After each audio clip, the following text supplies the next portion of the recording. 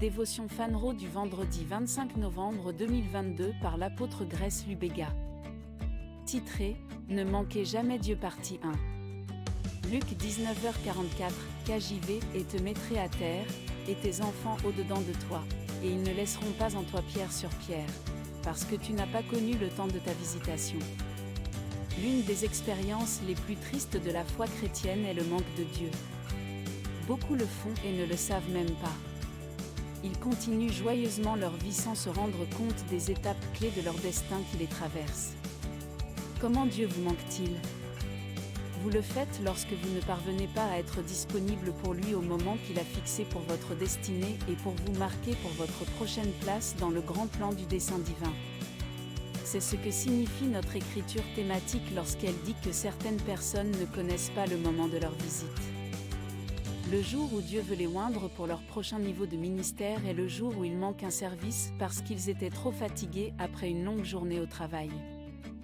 La personne que Dieu veut utiliser pour les élever est celle qu'ils offensent parce qu'ils ne savent pas voir Dieu sous les nombreuses formes qu'il prend. Vous n'avez qu'à voir où vous pourriez être si vous n'aviez pas manqué Dieu pour comprendre à quel point c'est grave. Manquer Dieu nous coûte en termes de temps et nous maintient perpétuellement en retard sur le calendrier spirituel. Dieu a un plan pour ta vie. Êtes-vous intéressé par ce plan ? Si c'est le cas, alors vous devriez faire l'effort d'être constamment conscient et conscient de ce qu'il veut faire ensuite afin que vous ne manquiez jamais vos moments d'élévation. Priez avec cette conscience. Étudiez la parole avec cet esprit. Recevez des instructions avec cette conscience. Ne manquez jamais Dieu. Alléluia. Étude complémentaire.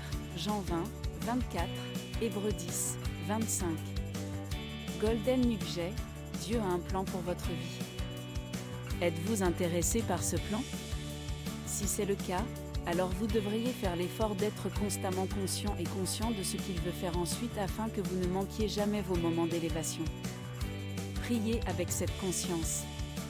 Étudiez la parole avec cet esprit. Recevez des instructions avec cette conscience. Ne manquez jamais Dieu. Prière, Père bien-aimé, je te remercie pour cette vérité. Merci d'avoir aiguisé ma conscience du temps spirituel et ma conscience de ce que tu fais. On ne dira jamais de moi que j'ai raté ma journée de transmission et d'élévation parce que je suis parfaitement aligné et à l'écoute de vous et de vos objectifs, au nom de Jésus, Amen.